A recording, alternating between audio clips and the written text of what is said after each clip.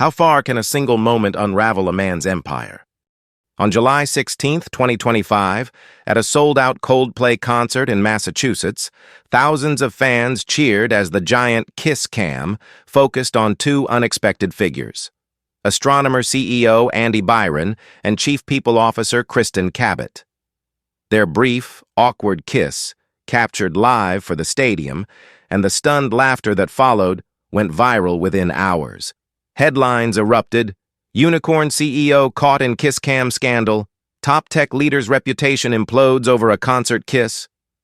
But beneath the sensational headlines lies a more unsettling truth.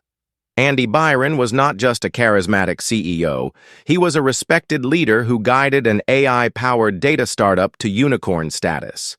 Yet, in a single public moment, he became emblematic of something far deeper, an almost cinematic downfall born from ambition, secrecy, and human flaws. That kiss was not a fleeting misstep. It ignited an internal investigation, pressured shareholders, and ultimately ended Andy's tenure. Clients received carefully worded reassurances, business as usual. Yet inside the walls of Astronomer, the shakeup was seismic. Employees were hushed, rumors ran wild, and investor confidence crackled like a storm-lit skyline. Byron vanished from public view. Kristen remains under scrutiny. Social media buzzes with divided voices. Just a human moment, others say. A betrayal of trust, say the critics. But this is only the veneer. In the following 20 minutes, we'll peel back the layers.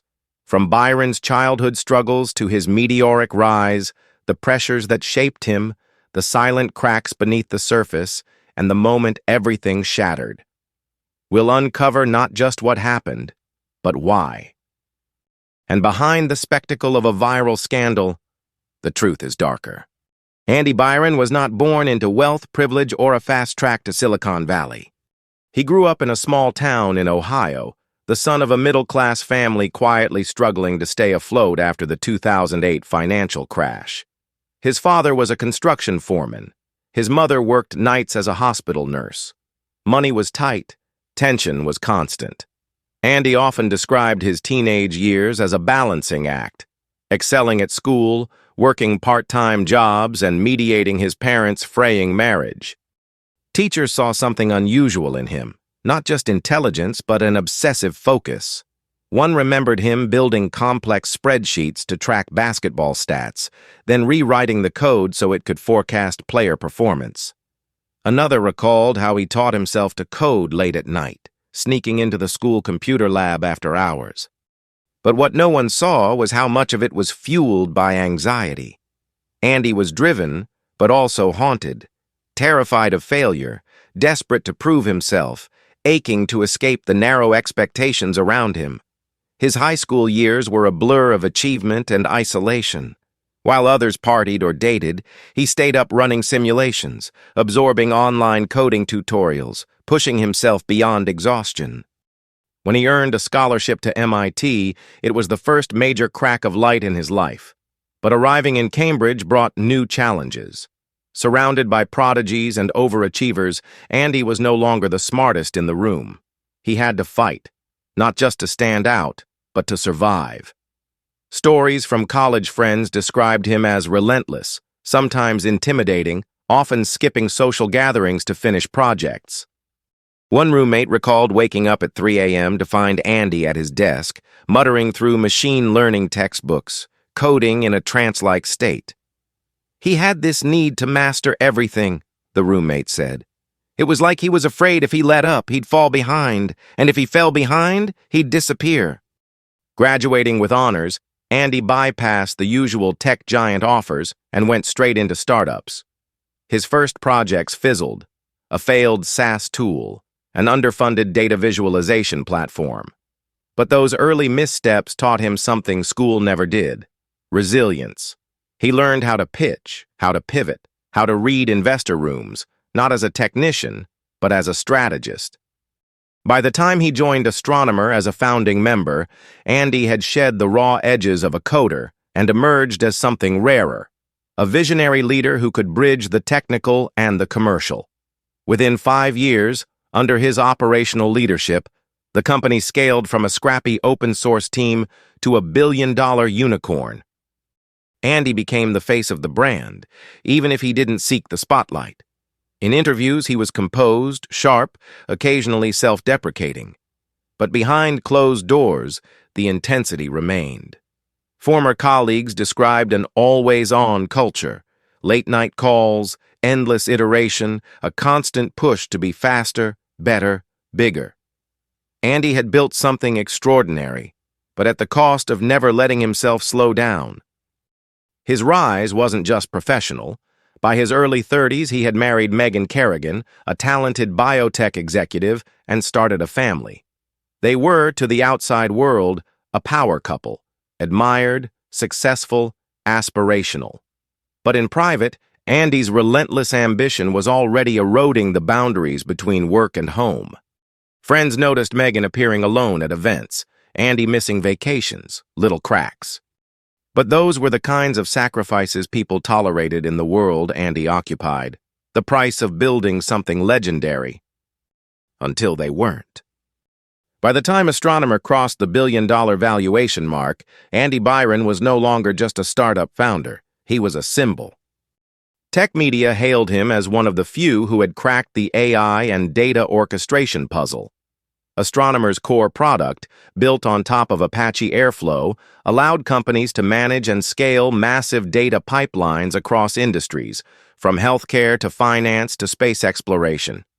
Andy was invited to headline conferences, quoted in Forbes, profiled in Fast Company. Investors praised his clarity, employees admired his sharpness. But inside, things were less glossy. Andy's days blurred into 16-hour marathons. Mornings on investor calls, afternoons in product meetings, nights hunched over his laptop fine-tuning roadmaps or poring over metrics. Astronomer wasn't just a job to him.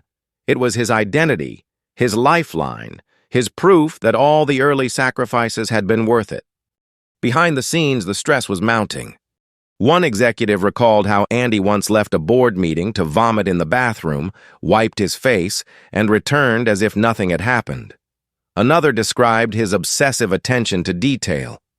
He knew everything, down to line-item spending on cloud services. Employees whispered about burnout, about the near-manic push toward milestones, about a leader who cared deeply but drove people, and himself, to the edge. At home, Megan shouldered more of the family weight. Friends say she was proud of Andy, but increasingly lonely.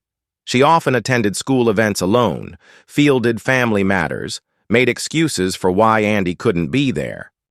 For Andy, the paradox deepened. The more he achieved, the more terrified he became of losing it. With each funding round, the pressure sharpened. The next big feature, the next big deal, the next big market, it never stopped. And somewhere along the way, success stopped feeling like a triumph and started feeling like a trap. Publicly, Andy was measured, thoughtful, controlled. But privately, cracks showed. He was anxious, restless, unable to turn off his mind. By the time Kristen Cabot joined as Chief People Officer, Astronomer was preparing to go public. Kristen was bright, polished, with a reputation for navigating fast-growth cultures. She and Andy worked closely, unusually closely, some noted. They shared late-night strategy sessions, off-site meetings, long hours hashing out hiring plans and company values. Andy trusted her, one executive said, more than most. Around the office, people noticed their rapport.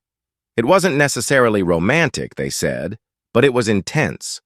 Where others saw hierarchy, they seemed like equals. And when the IPO preparation intensified, their alliance only deepened. Yet no one, not employees, not investors, not even close friends, suspected what was brewing beneath. Because Andy Byron had built his whole life on control, on holding it all together, until the moment he didn't. The night of July 16th, 2025, should have been harmless, just a break from the relentless pace. Andy Byron at a Coldplay concert, surrounded by colleagues, friends, family. For a few hours, he wasn't the CEO, the strategist, the deal maker. He was just another face in the crowd. Until the kiss cam found him. Andy and Kristen Cabot, sitting side by side, laughing, unaware, until their faces appeared on the Jumbotron. The stadium roared with laughter and cheers. Cameras zoomed in. They leaned in, hesitated, then kissed. Quick, awkward, but unmistakable. For a moment, it was a joke. For the crowd, it was just entertainment. For Andy, it was a mistake that would reshape his life. Within minutes, clips spread across social media: TikTok, X, formerly Twitter, Reddit. Wait, isn't that Andy Byron? Who's the woman? That's his HR chief? The next morning, headlines exploded. Inside Astronomer, panic set in. The board convened an emergency meeting. Senior leaders were stunned. Investors started calling. Employees were asked to stay quiet, not to comment publicly. Kristen was pulled into HR meetings. Andy was asked to explain himself. Astronomer's official statement called it a private matter, but inside it wasn't just about the kiss. It was about judgment, leadership, boundaries, trust. This wasn't an ordinary office romance. Andy was the face of a billion-dollar company on the verge of an IPO. Kristen was head of people and culture, the very person entrusted with upholding company ethics. The symbolism was brutal. Public sympathy was split. Some said, it's just a kiss. Others pointed out the imbalance of power, the professional breach, the blurred lines between personal and corporate life. For Andy, the fallout was immediate. Megan, his wife, shut down her social media, dropped his last name, and disappeared from public events.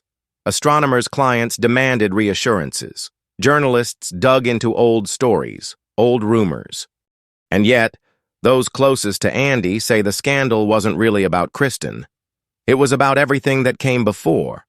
Years of unchecked ambition, years of ignoring home life, years of chasing milestones while neglecting relationships, friendships, even his own health.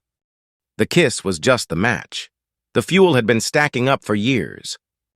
In the days that followed, Andy tried to contain the damage, but the board made it clear he was no longer tenable as CEO.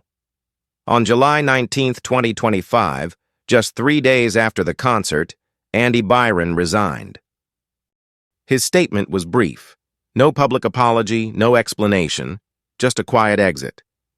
Kristen, for now, remains at Astronomer, under scrutiny but still in place. For those who knew Andy, it was both shocking and unsurprising. One longtime colleague put it simply: Andy built his career on control, but in the end, it was the one thing he couldn't keep.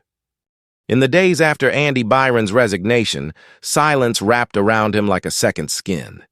No press conference, no apology tour, no carefully crafted Medium post. He vanished. Megan Kerrigan, his wife, closed all public channels. Friends were met with silence. Employees at Astronomer described an eerie calm, like the air after a storm, when you're left surveying the wreckage. For Andy, this wasn't just the end of a job. It was the unraveling of an identity he had spent his entire adult life constructing. Those close to him say the fallout was brutal. His home, once filled with the low hum of 2 high-powered careers and young children's laughter, turned into a tense, cold space. Megan, once his fiercest supporter, withdrew. Friends who had admired his ambition now looked away. Tech circles that had once sung his praises moved on, hungry for the next rising star. But the deepest tragedy was internal.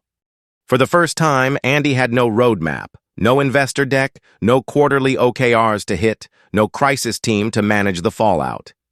He was alone. The man who had always outrun his own doubts, the boy from Ohio who once coded his way out of obscurity, the student who conquered MIT, the founder who sprinted past competitors, had hit a wall he couldn't outthink or outwork. Insiders describe him walking away not just from Astronomer, but from the life he had built around it.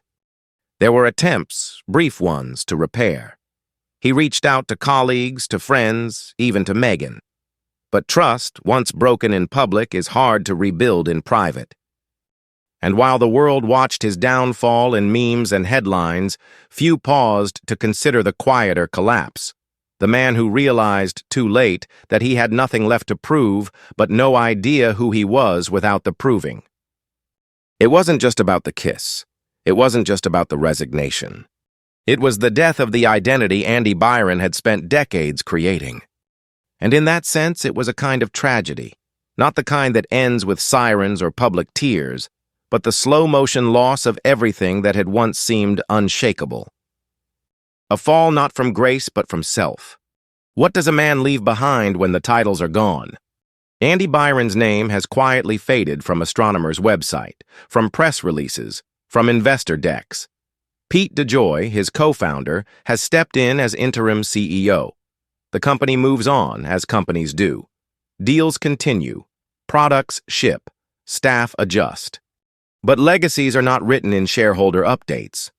For some, Andy's story is a cautionary tale about ambition without limits, a reminder that leadership carries personal accountability, that private moments have public weight, especially at the top. For others, it's a human story about pressure, about loneliness inside success, about the fragility of control.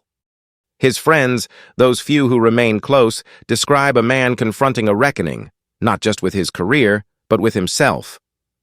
Was it fair? Should a moment of human failing cost a man everything? Or did the moment only reveal what was already broken? In the end, maybe the scandal wasn't the kiss. Maybe the scandal was what the kiss exposed. A life built so tightly around achievement that there was no room left for mistakes or for forgiveness. Andy Byron's legacy now hangs not on headlines or tech valuations, but on questions we all carry. Who are we when the roles fall away? Who stands beside us when the applause stops? And when ambition gives way to loss, what remains?